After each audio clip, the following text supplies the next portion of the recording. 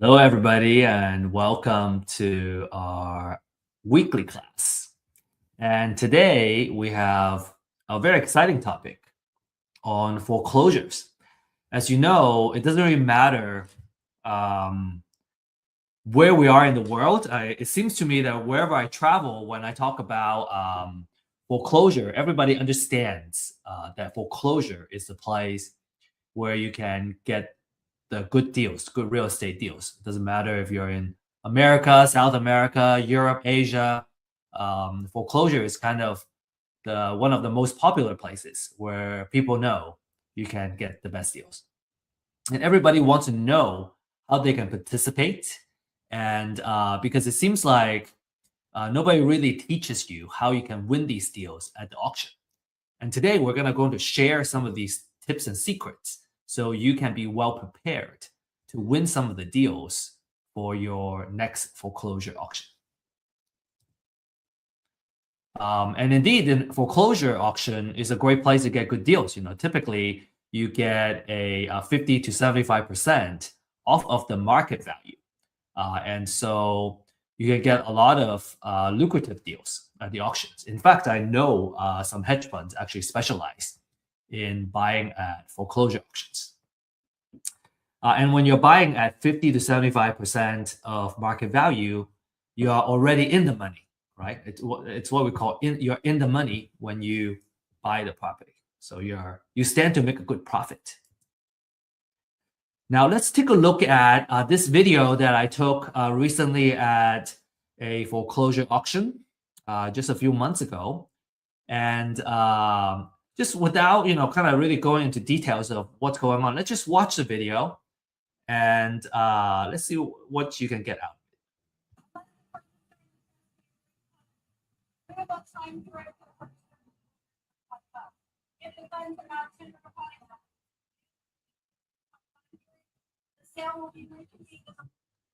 Okay, so that's basically it. I'm gonna cut it out. We're gonna go back to the beginning of the video here.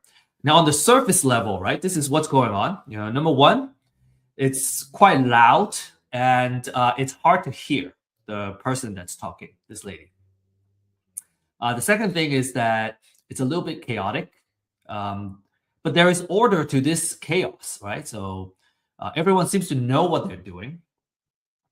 And there's actually a lot more going on, as you can kind of see, kind of further into, kind of beyond this group of folks. There's more people over there.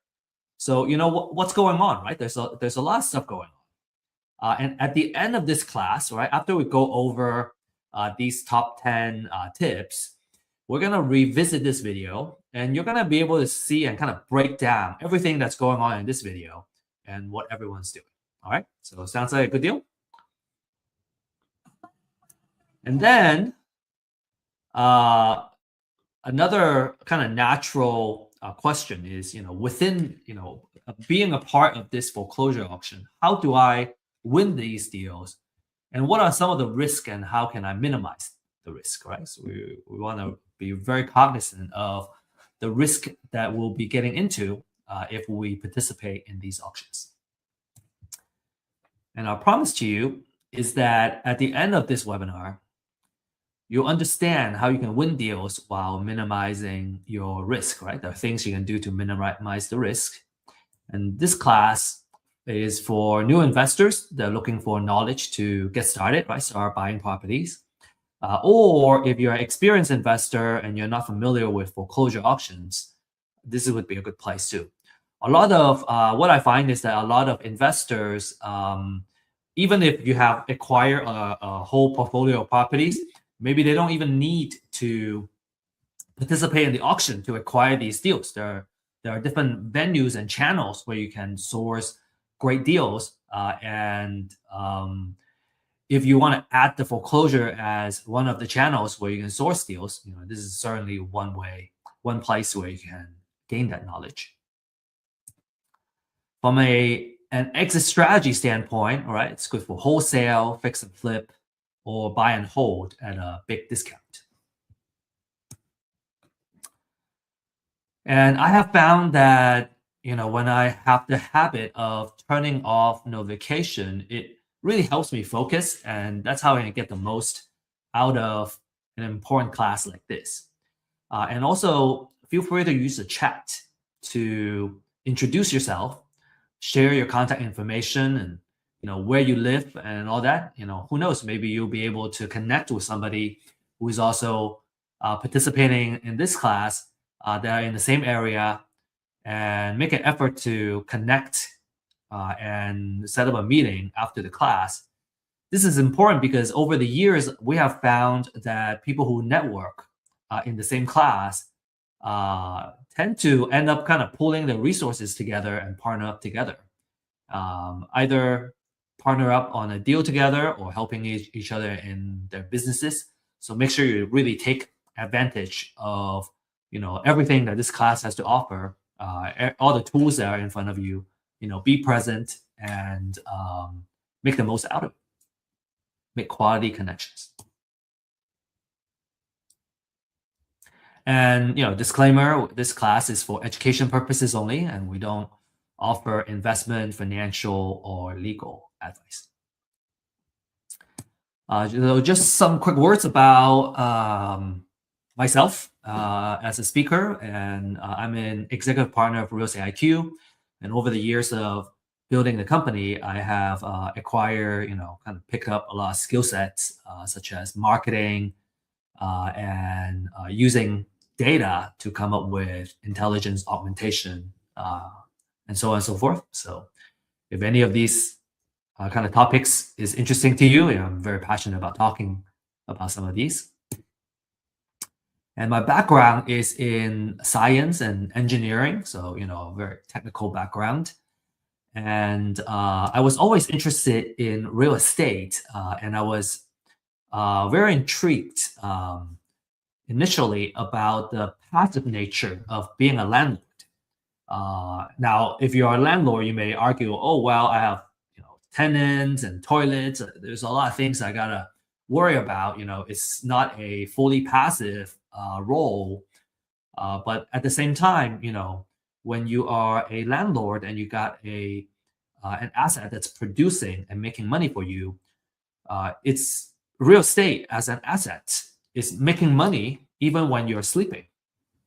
And that's even also before I learned about the wealth building techniques in real estate, which makes it even more attractive as a kind of vehicle to not just make money, but to also build wealth.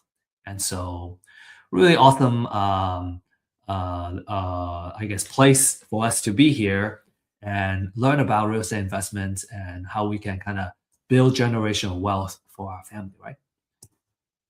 Now, the struggle I have found is that, number one, it was hard to get the knowledge we need in real estate investments. It's kind of, hard to find, right? The schools, they don't teach you. And then it's also hard to find the good information and data for us to do the outreach and find the deals. And then third is that it was difficult to connect with the right mentors and entrepreneurs to help us grow our business. And so those are the three main struggles we saw. And that's why we established Real Estate IQ, really to solve these problems. One is to offer webinars and classes to offer the knowledge. We really believe that education is the ultimate equalizer, and that's what empowers us to kind of rise up to the level that we aspire to be in. And we also offer distressed seller data to help you find and win the deals. And finally, we offer mentorship and a deal makers community, right? Basically a support system that you need in order to succeed. I find it very difficult myself to do deals by myself. Just when I was starting out, it's very hard to know everything that we need to know to kind of participate in a deal and expect to do very well. I find it much more comfortable to work with someone who already has the experience, and then we are kind of either sharing resources or I bring something to the table, and we kind of achieve that success together. I find it a lot easier. Now, without further ado, we're gonna go straight into now the content that we have prepared for you. So we're gonna kind of really get started and talk about these 10 deal winning tips. Okay. So first of all, there are two types of foreclosures. You may have heard about the bank foreclosure. Bank foreclosure is when the owner owes the bank money, not able to afford a mortgage, for example. And then the other one is the tax foreclosure, in which case the owner owes the government taxes, and the government has the right after an amount of time to then put the house in a tax foreclosure. And there's some nuances. We're going to go into that a little bit. Now, each county is a little bit different when it comes to where the foreclosure takes place. So where and when the foreclosure takes place. So make sure you do your research. In Texas, for example, foreclosure auctions take place on the first Tuesday of every month. And we call it Super Tuesday or the Tuesday auction. If you're in Florida, it's auctioned on a weekly basis as another example. So make sure you do your research on your local county. And let's talk about the bank foreclosures, right? Bank foreclosures happen when an owner stops paying their mortgage. And the lender, in most cases, it's the bank, right? Or it's a note servicer or note holder can reinforce the lien on the house to recover the loan balance. And the implication for investors is that you usually get clean title, except for unpaid property taxes or municipal liens, and there's little or no redemption period for the owner. Okay, obviously it varies by state, so you want to research kind of the redemption rules of your state. But in general, little to no redemption period. And then we're going to talk a little bit about tax foreclosures, but we're going to mainly focus on the bank foreclosures. Okay, tax foreclosures can get a little more complicated. This happens usually, it's triggered by unpaid property taxes, and usually they're like 2 to 3 years delinquent to kind of trigger that. And the government will force a sale, and it could be different parts of the government. It could be the county, right? It could be the city, or it could be the city, the school district that forces the sale. And as an investor, let's say you win, you win the bid, you don't get immediate ownership on the house. The original owner can reclaim the property, what we call within that redemption period, and that redemption period, again, also varies by state. So you want to, depending on what state you are participating in this, you want to do your thorough research.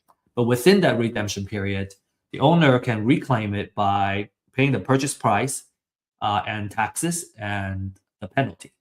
So if you own that lien on this tax foreclosure, you make a little bit of return if the owner decides to reclaim the property. So you still make some money.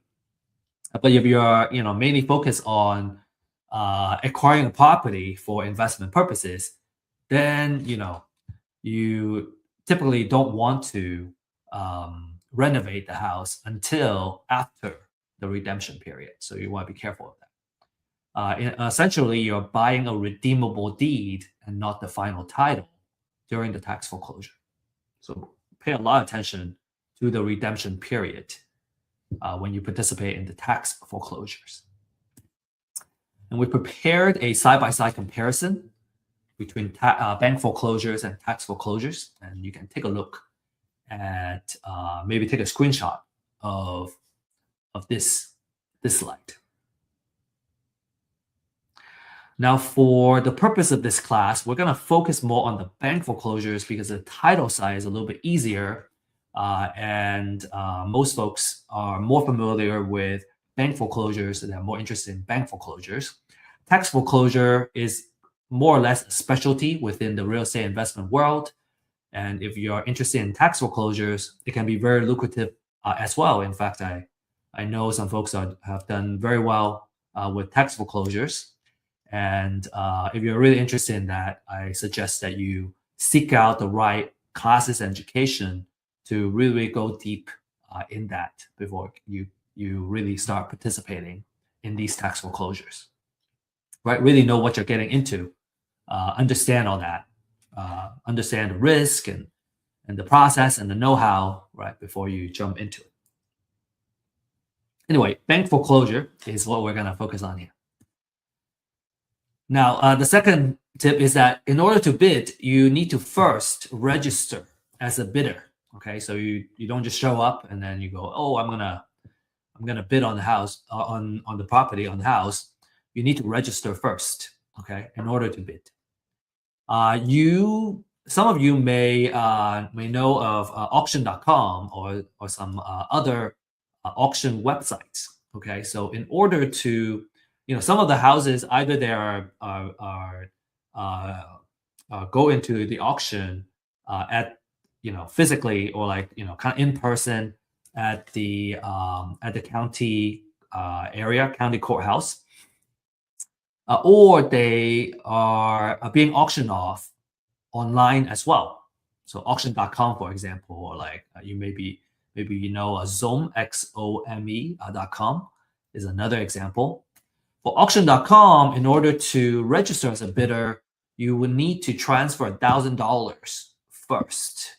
And that $1,000 is refundable, but you need to kind of show that you got to put some money in the game in order to participate in the bidding. Okay, next, let's talk about the foreclosure process, right? And here we're going to focus more on, like I said, on the bank foreclosure process. So for the bank foreclosure process, the borrower becomes delinquent in terms of their mortgage payments. And usually, more than 4 months of mortgage payments, this will kind of trigger the foreclosure process. The lender will order a trustee to send the letter of demand. And when that happens, the borrower has at least 30 days to pay off the delinquent payment.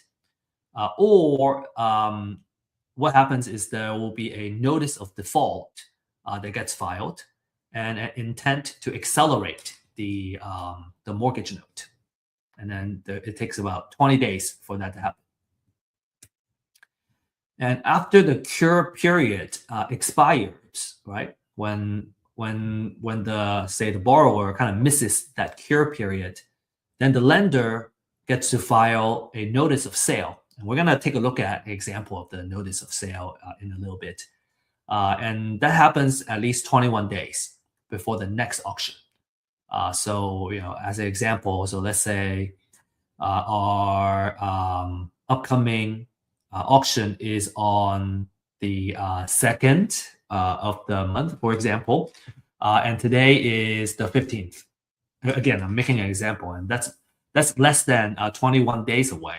So it's not going to go into the auction in the upcoming auction, but it's gonna go into the next month's auction. So that's what the at least 21 days is. If the upcoming auction date is less than 21 days, then it's not gonna go into this upcoming auction, but the one next coming up next. And the property will get auctioned typically at a courthouse step. Again, every county is different. Some counties have it in a conference center. They have a lot of properties going to auction. Some counties, are in a courthouse, in front of the courthouse. And a lot of times it's kind of outdoors too. So like the video that I shared earlier is actually outdoors, which is why it was so loud. There was a lot of traffic, noises, and then people kind of talking over each other too. It's typically, between 10 and 4 p.m., 10 a.m. to 4 p.m.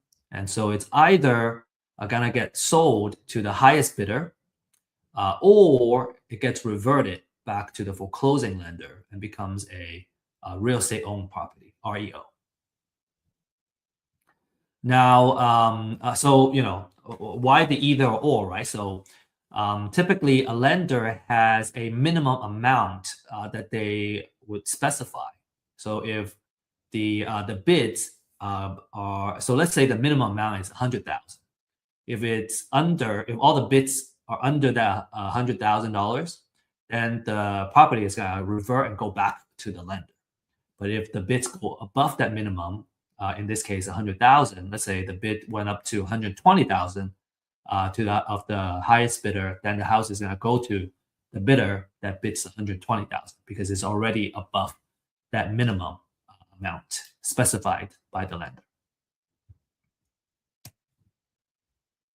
Okay, and if you have questions, if I didn't explain a particular concept very clearly, feel free to post your questions on the chat, and we can discuss more after, and we can discuss your questions. Okay, number 4, we gotta know how to find properties going into the auction. This is public data, public information, but it's not easy to find, right? It's the information is not easy to find. So we're gonna share with you how you can find this information. Okay, so what you want to do is to Google, and you can either Google, the name of your county, notice of sale, or the name of your county, foreclosures. And usually it will pull up the right link.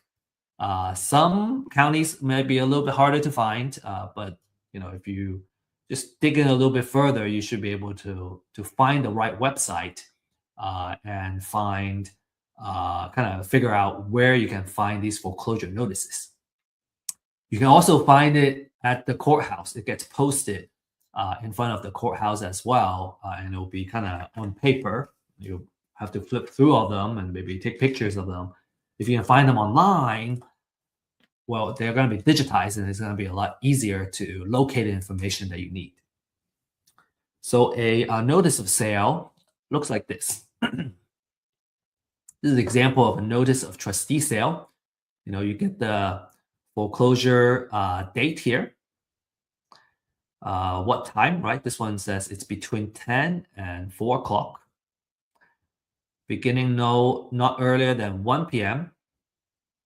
and not later than 3 hours later. So actually, it's between 1 and 4 p.m.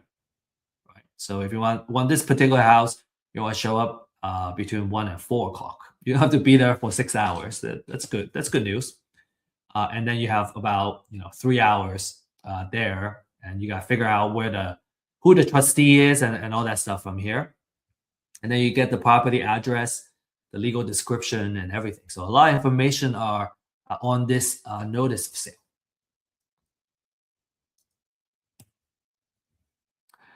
Now, if you're fortunate, if you're lucky, there may be companies in your local area that provide these foreclosure lists, right? They sell these.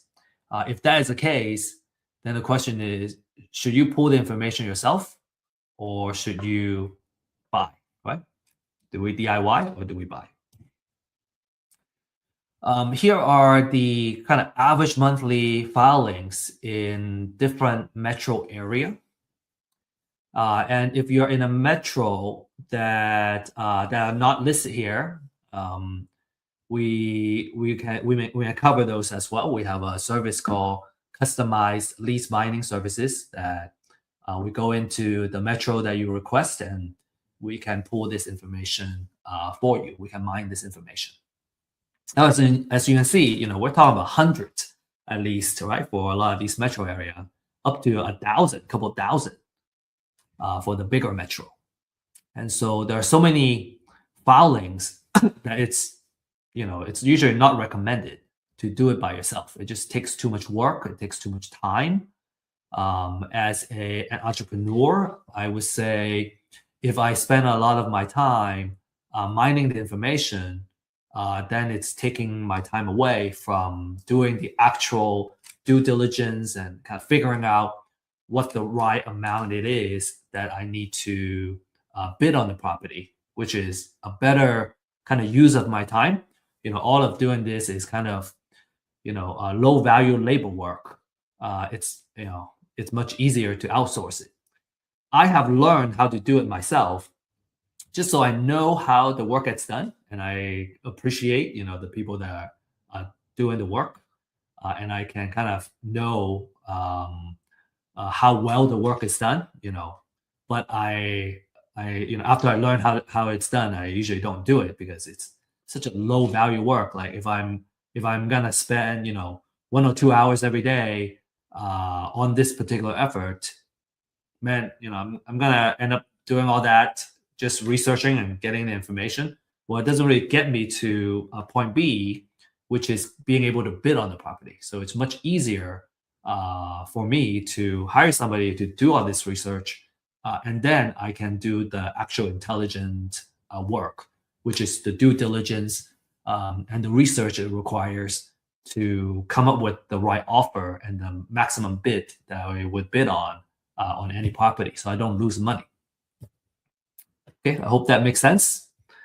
Okay, make sure you focus your time on high value activities.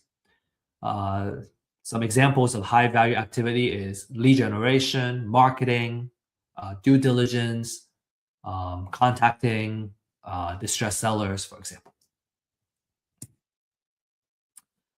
So here are some key elements, right? Speaking of purchasing, if we're gonna buy a list, like what does a quality list look like? So these are a couple of quality information. From a property information standpoint, you want to know who you want to really important is to know the trustee who's gonna be auctioning off the property. Actually, I'm gonna be sharing that as one of the tips later on. Right? You want to know the trustee. And then you want to know the property information, right? Sometimes having the address. What's weird with these foreclosure filings is that not every property's address is on the filing. Sometimes it's just a legal description. So you have to go and research and figure out what the address is and what the zip code is. Sometimes I want to only focus on a particular zip code or a particular city because that's the area that I want to focus on purchasing deals on. And it's much easier if that work is already done, and then I just focus on the filtering, right? And focusing my attention on the deals that I want to bid on. Subdivision, legal description, and the characteristic of the property, like bedroom, bathroom, square footage. And then some of this financial information is interesting too, because it kind of gives you the insight on the property and what's going on with it. As an example, if the house was recently purchased and they still have a very high unpaid balance, I would note that the lender typically would be unwilling to take a loss and accept a low bid. And so typically they would want to they are willing to take a loss, but not a huge loss.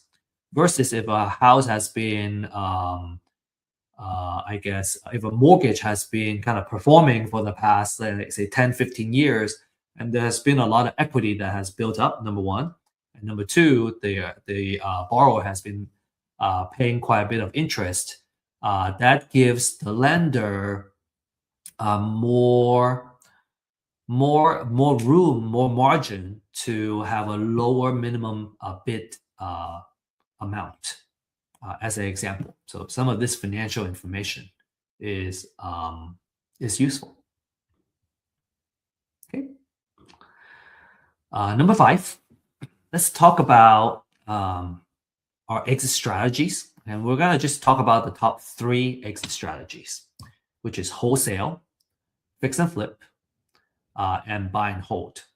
And depending on which exit strategy you have, you're gonna come up with a maximum allowable offer. So number 5 and 6 is kind of related, right? Based on your exit strategy, you're gonna have your maximum allowable offer that you can bid for each property. And we're going to talk about buy and hold first. Okay, so let me share an example. Some of you may have seen this slide before. We shared this as an example in couple of our classes to really home in on the buy and hold strategy. So for buy and hold strategy, what we want to do is to follow the 1% rule of thumb. And basically, that 1% says that our monthly rent should be at least 1% of our total overall investment for the property. So if I put in $250,000, I want to make $2,500 a month at least. Now, the way we do that is we want to come up with an estimated rent, and that's by doing a comparative market analysis, right? So I want to know in the area how much the rent is going for in that typical area. So let's say it's giving me $2,500 a month right now. That means the most I would invest in the property is $250,000 to fit that 1%. Okay, so I kind of back myself into this. And in this example, if the repair budget, right, how much it costs to kind of fix up the house is $20,000, then the most I would offer is $230,000 because I got buy it for $230,000. I have to add $20,000 to fix up the house. The total out of pocket is $250,000, or total investment is $250,000, and then it's covered by the 1% rule, right? $2,500 rent. You may have a question about wholesale fee. We're going to talk about it when we talk about wholesale, but this is what the number will look like.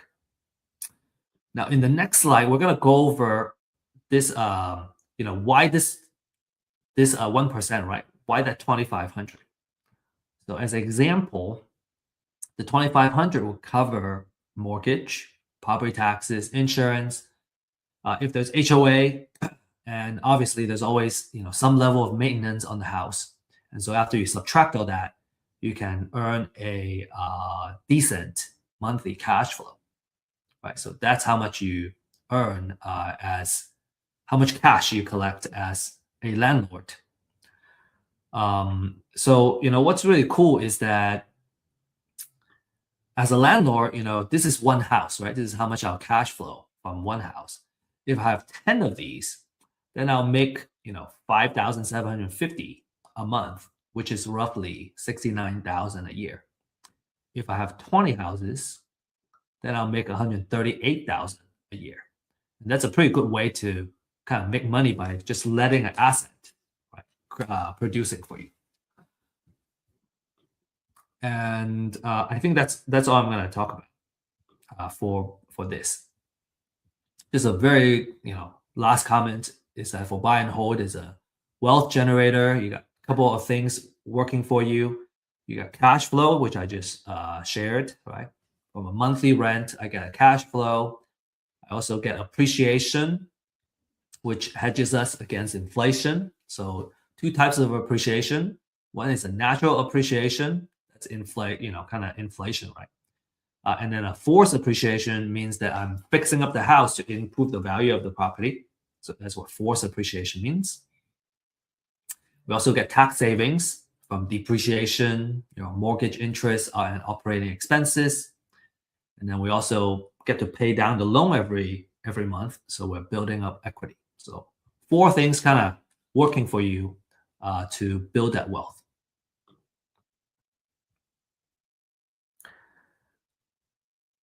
Next, let's talk about fix and flip, right? That's a 70% rule of thumb. And let's talk about how to apply it to fix and flip deals. So in this example, let's say the after repair value is 500,000.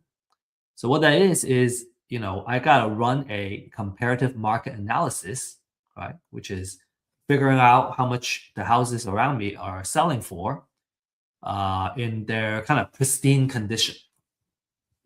And let's say in this case, all these houses are telling me that you can sell it for 500,000. Then we do the 70% rule, multiply this by 70%, and we get 350,000. And then if we subtract the repair budget, then we get our distress offer. So again, to kind of go back from the bottom up is that we buy at 280,000, we put $70,000 in it, so the total amount invested is 350,000. Then that's the 70% of what the after repair value is.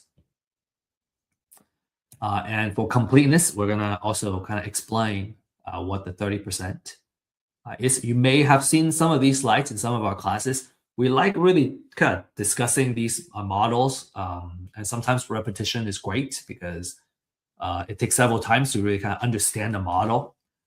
And so, so again, if you have seen these slides, you feel free to skip it if you would like, or just kind of keep listening to it, and because maybe just hearing it several times is gonna, I guess, improve the understanding of these different kind of models and how do we come up with this offer. Because the maximum allowable offer as a concept is one of the most important things in real estate investment. It makes sure that you don't lose money, right? By understanding how the money work, how the numbers work.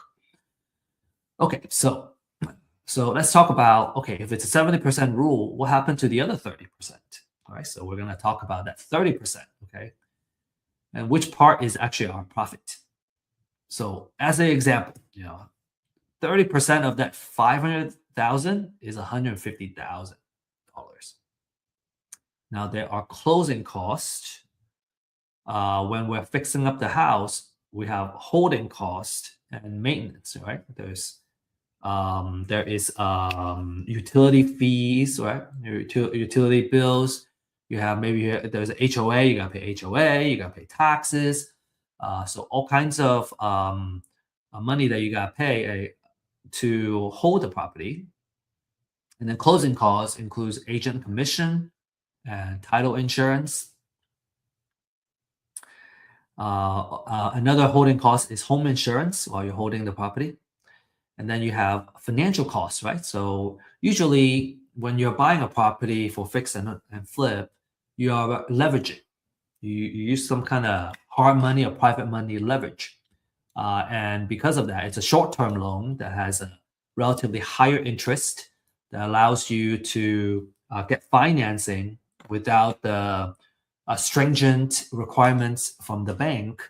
So you can leverage someone else's money to make money. And a lot of folks are very glad to kind of pay for this additional financial cost because you get to kind of leverage someone else's money to make this profit.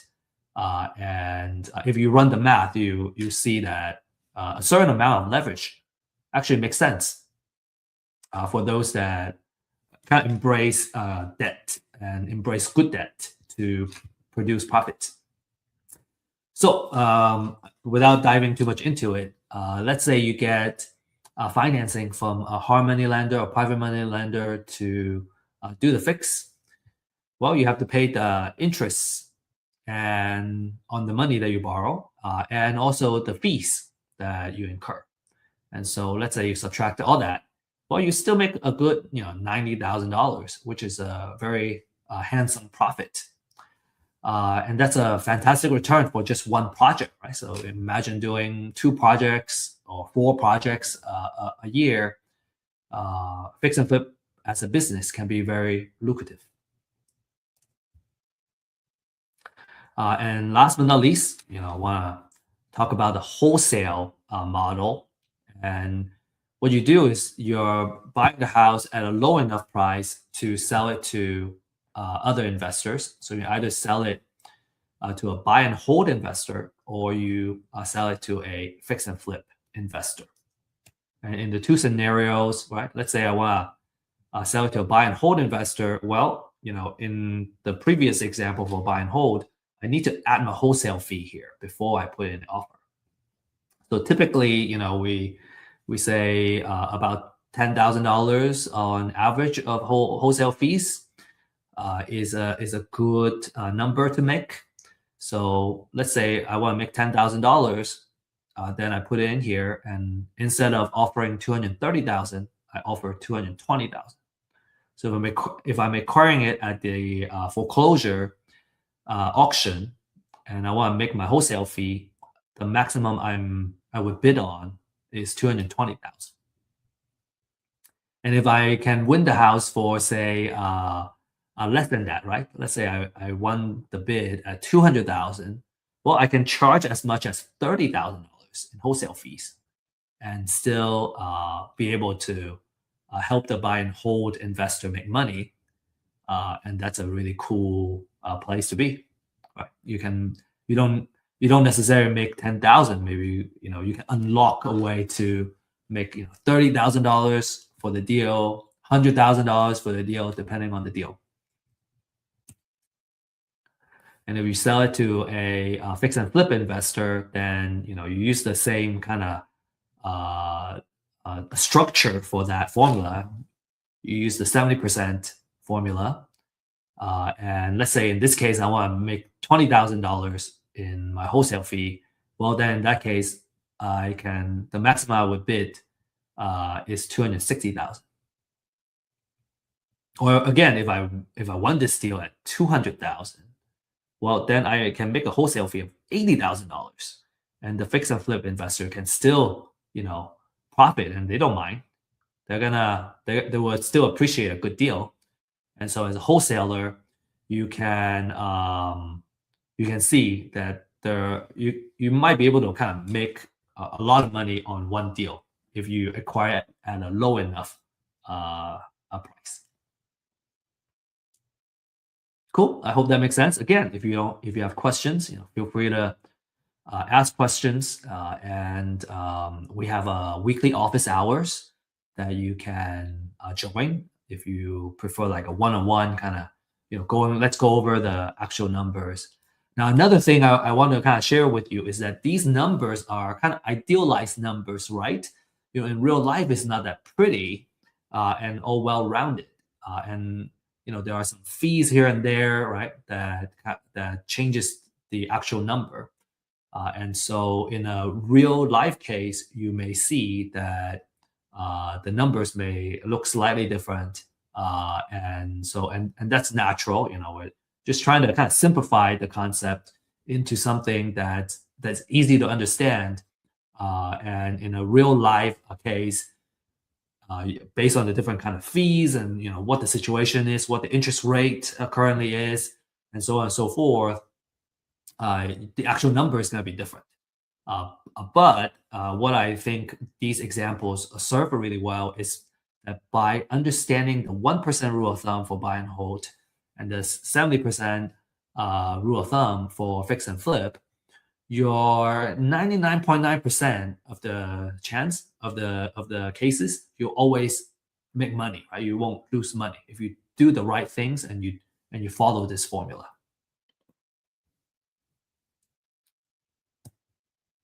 All right. I think we spent enough time on the maximum allowable offer. So we're going to talk about number 7, okay? Got to do your real estate valuation. So that's another big fundamental skill set for a real estate investor is being able to do a really good high fidelity real estate valuation. And there are 2 important numbers that you want to get really good at doing. And it's usually it's the same process, right? Using real market data to come up with number 1, after repair value, right? That's what we need for a kind of fix and flip number. And you got to know the market rent, which is good for buy and hold. And usually when I kind of evaluate a deal, I kind of always like to look at both of these numbers because it will tell me which exit strategy works best and which strategy, if it's flexible, right? If both strategies work, that's going to tell me, hey, this is a really awesome deal. And maybe one or the other numbers work better, one or the other exit strategy works better, then it will also kind of tell us, okay, this is the way to go. Another maybe a little more advanced items is that in addition to market rent, there's also short-term rental or like mid-term rental or co-living model, right? So you can potentially create more cash flow as a than a market rent. When we talk about market rent, we're looking at long-term rental, long-term rent. We're not going to talk about all these kind of short-term rental and potential higher cash flow scenario. In this case, really it's because when you're running a short-term rental, you're kind of running an accommodation, a hospitality business, and when you are doing long-term rental, you can very easily outsource it to a property manager, and you have really good occupancy usually, instead of a short-term rental. You have occupancy type of a situation or occupancy kind of factor they gotta factor in. So to kind of keep things a little more organized, right, we're gonna focus more on the long-term rental. And for real estate valuation, what's important is to run a comparative market analysis, or what we call a CMA. So looking at the market, right, all the comparables that are on the market, how much do they sell for? How much do they sell for? That's going to give me the ARV, after repair value. How much do they rent for? It's going to give me the market rent. And we're going to just talk a little bit briefly about best approaches to CMA. So best approaches to CMA is these couple of things to kind of set up the parameter, right, on which ones are comparable, right? The keyword is comparable for a CMA. You want to look at the distance, right? How far? If it's too far away, maybe it's not comp anymore. You want to look at recency. Recency is how recently the house was last sold. If it was sold 5 years ago, that's not really market value data anymore. You want it to be as close as possible. Ideally, the last 30 days, the last 90 days would be really good, because the real estate value and real estate prices is seasonal. So the more recent, the better. Typically 90 days. You want to look at square footage, right? A small house, a cottage, and a big mansion. Completely different type of valuation. A year built, right? Obviously a new house and a house that was built in 1920s, completely different material, age and all that stuff. So you want to be kind of similar. And then ideally you want the houses to be in the same subdivision, because they tend to be built by the same or similar builders, and they're true comparables. So some rule of thumb, and these are just kind of guidance. We put 1 mile for distance. Ideally, it's actually a quarter mile if possible. Recency, at most 360 days, but ideally 90 days. Square footage is plus and minus 20% of the house that we're trying to evaluate. So if the house is say 2,000 square feet, then you're gonna go. You want to pick out the comparables that are 1,600, between 1,600 and 2,400, which is within that plus minus 20% of 2,000. And then year built, as an example, let's say it was built in year 2000. You go from 1990 to 2010, and then you try to choose the same subdivision if possible. Then you're going to choose the best 3 to 4 comparables as the basis to come up with your valuation for the ARV, after repair value, and also for the market rent. So so I guess, maybe just to elaborate a little bit more, for after repair value, I'm looking for sold prices for the houses that have been sold in the area. For market rent, I'm looking for leased prices for the houses that have been leased in the area. Okay, let's move on. Number 8, you gotta know how to minimize your risk. 3 key questions that you need to answer.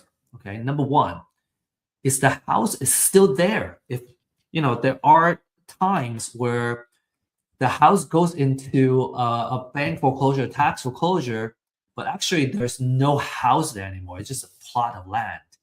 And if you're bidding on the property as if the house was still there, and you're bidding, you put down a big bid on the house, and there's no house, then you're going to stand to make a big loss. Okay. The way to mitigate that risk is to hire someone to take photos for you. The market price that I know of is that it's about $25 per property. You can hire someone to take a photo. So based on the photo, you can see the condition, or if the photo has no house, you know that there's no house there. The second one, what other liens are also on the house? Okay, so some key questions like, is the auction is it auctioning off the primary lien, or is it auctioning a secondary lien, right? Are there IRS liens and property tax liens, more senior liens on the property? So those are the things that you want to know, and you understand the seniority of the liens, so that you would know, if you end up, buying the property, is it now a clear title, or is there senior liens that I got to pay off before I can take title to the house? As we mentioned, municipal liens, right? Tax liens, they are more senior than the bank foreclosure liens. So you want to make sure you do those properly. And the answer to that is called a title research. So the market is kind of going for, I think a title company would charge around $200 on the title research. We offer that title research service for $40 to $75. The reason is that we are really focusing on doing research for the purpose of bidding on foreclosures, and we're not going as steep in terms of going 30-year research on a property per se, because it's not needed for the purpose of foreclosure auctions. So we are pricing it at between 40 to 75 per research. And then number 3, how much does it cost to fix the house? So if you have the photos, you can at least kind of see the exterior of what's needed to be done on the house. And this is something that you have to take a risk on, because you can't walk the house and come up with a rehab budget.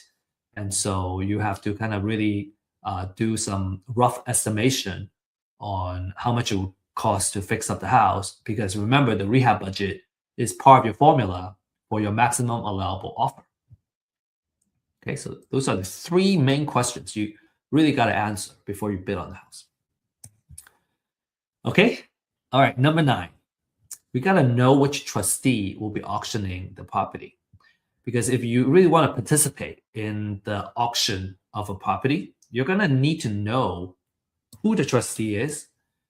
Where are they? When they show up, you got to know where they are, because sometimes they just kind of show up, they start auctioning, and maybe there are some auctioneers that are very loud and kind of really try to get as many people to participate as possible.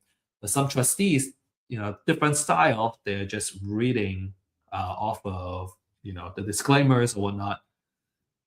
And you really need to know where they are, and when they show up, you better be there, so you don't miss the chance of bidding on the property. Okay, so that's very important. You want to know what time frame they're gonna get bidded. The property is gonna be auctioning, and who the trustee is, and kind of when they show up, you gotta be there. And number 10,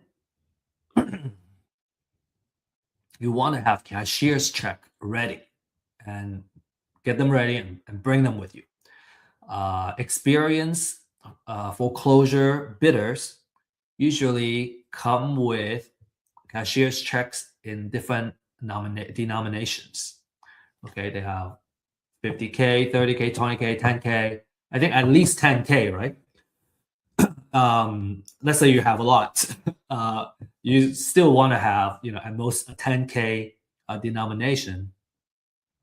As an example, let's say you only have $100,000 in the cashier's check, and the property that you want to bid on turned out to be 70,000. Well, because you don't have, you can't break it up. You have to give them that 100K cashier's check. Well, now you have an extra $30,000, which is the difference. It's stuck with the courthouse, the county, for several weeks before they can get the money back to you. So what that means is now you have $30,000 that have been sitting around not producing for you. So usually for the experienced folks, they have these denominations. So let's say it's 70,000. Well, I got the 20K, I got the 50K, and then now I'm good. I can use the rest to bid on another property if I want. Right? So that's very important. They don't make change at the auction. So some bonus information, I want to give you this, and then we will look at the video. Okay, so the bonus, I want to kind of share the what happens during the auction or like after the auction. So after the auction, after the foreclosure, the borrower may still owe money after the foreclosure. If the total debt owed exceeds the foreclosure price, the lender may seek a deficiency judgment and go after the borrower. Okay, so borrower may, in this case, they either owe money or they have to declare bankruptcy, right, in order to kind of deal with that.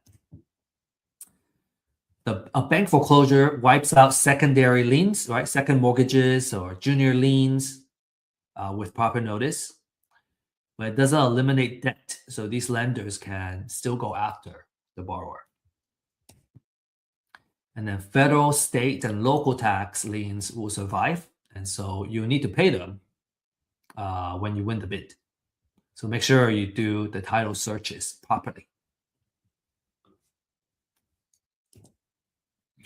All right, so now let's play this video again. I got this video back, and then we're gonna really talk about a little bit more nuance of what's going on. Okay, so it's just a 10-second video, I think.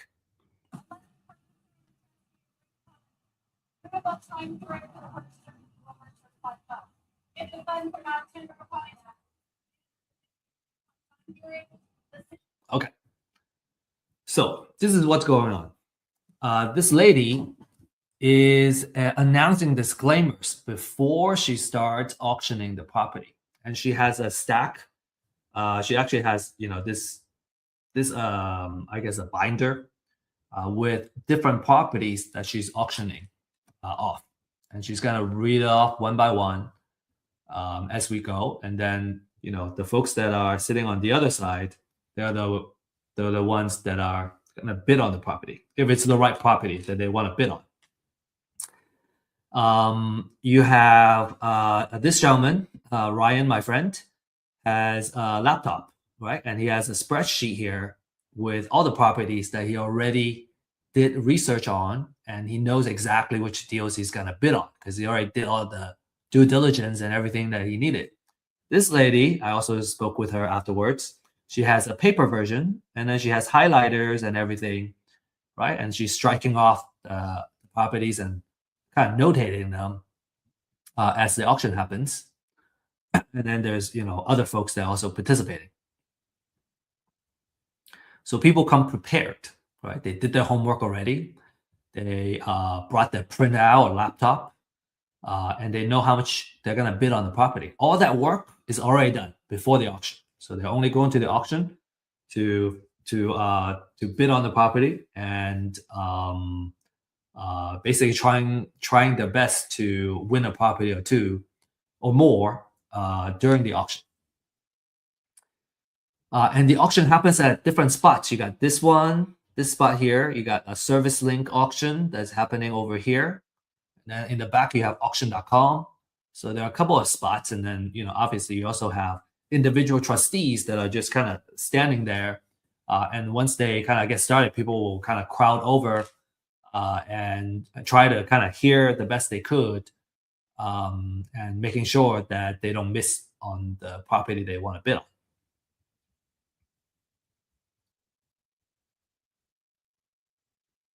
Okay. So yeah, so many auctions can happen at the same time too. So you can have three properties being auctioned off at the same time by three different trustees. So it can be pretty chaotic. And if you really want to go and like you want to cover your bases, you want to have several folks that are on your team, on the same team, going in there and bidding on these properties. Okay, cool. So again, if you got questions, find us at our office hours. Find me at our office hours, and we'd love to answer your questions. All right. To recap, we have gone through the foreclosure process. We talked about the different type of foreclosure, and then we talked about how you can find and evaluate deals and all the due diligence that you need to do to minimize your risk, and then all the different things that you need to do in order to participate effectively in a foreclosure auction. So next, you may be wondering how you can get started. So let me just kind of share with you some success cases of our clients, our users. Right, first case, we have a client making $46,500 profit on a deal in Carrollton. Actually, is kind enough to share the address of the property as well. And all these are kind of title company escrow printouts that he's able to share. So the second deal, 85,000. Next deal, 88,000, almost 89,000. So there's a lot of profit if you know how to win properties and win deals. There's you can make a great living, and you can also build wealth in the process. A lot of times our clients will kind of leverage, use these profits to purchase properties to hold and build wealth.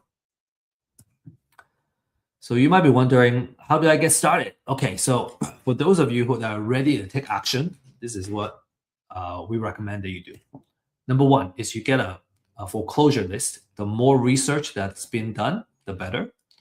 So you can, get firsthand data, exclusive research, and everything that you need to know about the houses that are going into foreclosure. For a limited time, there is a disruptive pricing that I'm sharing here. This price is not going to last a very long time. So, there's a QR code here that you can scan and take advantage of it. And then number two, I highly recommend finding a mentor coach, having that one-on-one attention to walk through how to do these deals. I personally find it extremely useful. I don't even know how to do it another way. It seems to me that when it comes to kind of these high value, high ticket deals, just having someone to walk you through it, someone that you trust, obviously, to kind of walk you through the first couple of deals until you learn the rope. I think I would even argue that it's necessary, like, having someone that kind of hold your hands and kind of show you the way. So we have a deal accelerator program that if you choose to participate, that's what we designed the program to do, is to give you that one-on-one hand holding and training and mentorship to get the deals done, get a couple of deals under your belt, and then you become a deal partner where we do deals together. This program is more appropriate for those that have already been through a training and coaching program and need more one-on-one attention in order to make a deal happen. So just kind of keep that in mind. And then step number three, do your due diligence. Right, you gotta get photos, right? Do the comms, and learn how to do a rehab budget, and then also title research. And as I mentioned, we offer title research services to help you economically, do the searches on any property that you choose to, and at a much more affordable price than a title company, for example. And then finally, when you're ready, go to the foreclosure auction and join the fund. We may see you there. Okay, before we end, share a couple more success stories here. Jordan, being a client for Real Estate IQ for in a month, he closed 2 deals and made $60,000. And Salvador, first deal, 30,000. And Ismail, consistently, getting deals and an average of 8,000 per deal, a total of 80,000 in the past 10 transactions. That's pretty good, right? Pretty good profit. So again, if you're ready to take action, you can scan this QR code to get started.